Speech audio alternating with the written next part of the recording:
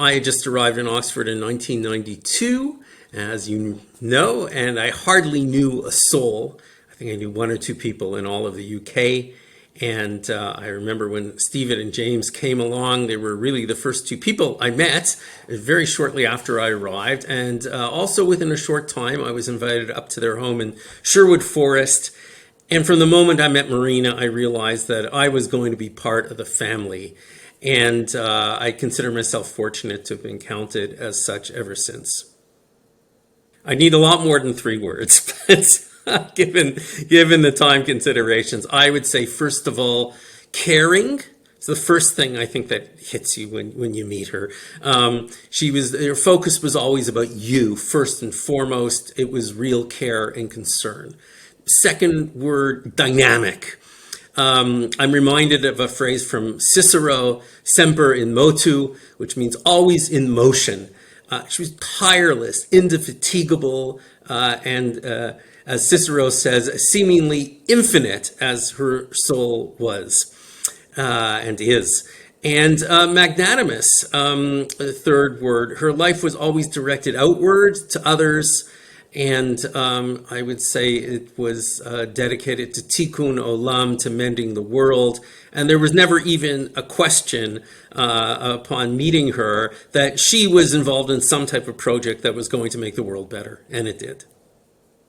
I think what Marina and the Smiths gave Holocaust and genocide research in general was a much larger footprint, because people like them, who really had no connection to these stories, could say, well, here are people just like us, and yet they think this is important. So that's incredibly significant. It's much more significant than any piece of paper that has writing on it that people may or may not read. These are real people in the heartlands of England who were engaged in this incredible project, and one can just see how many people were then attracted to that. I think she realized that the joy in life was by helping others and making the world a better place. And when you see the fulfillment that gave her and now her family, I think that is the great takeaway. And if I can just quote something from the sages, we say that the monument and the legacy of someone is not simply the tombstone, but it's the good deeds of their children. That is really how they live on in perpetuity.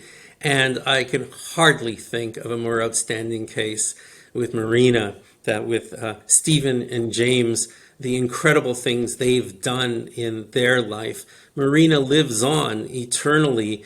That is her monument in the good deeds of her children. And I'm sure that somewhere up there she is smiling and just well chuffed, as they say, that her children are continuing these wonderful deeds. And that is her legacy and her monument. I would like to say also some words about Marina and what she meant for me, because I didn't know her for such a long time, like Rob. But the time I visited her house was a very special experience for me every time. It was quintessentially English in all the best senses, and yet it was very international, open to everybody and open to the world. I grew up in a remote city, East Central Russia, closed off to all foreigners. And yet I felt completely at home in her house.